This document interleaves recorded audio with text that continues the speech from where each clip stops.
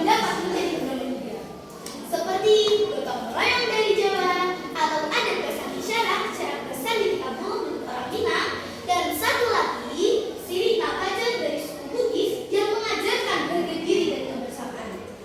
Jika diterapkan secara pas dan sesuai dengan kehidupan masyarakat, tentu dapat menjadikan rakyat kita sebagai SDM yang unggul dan mumpuni.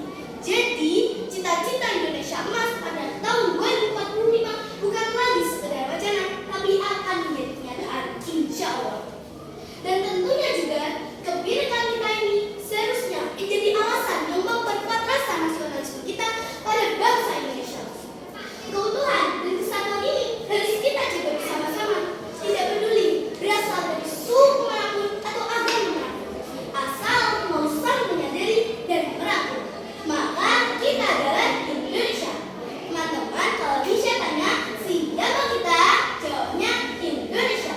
Jangan lupa yang kompak dan semangat ya. Yuk kita mulai. Jadi teman-teman, siapa kita? Indonesia. Siapa kita? Indonesia. Sekali lagi, siapa kita? Indonesia.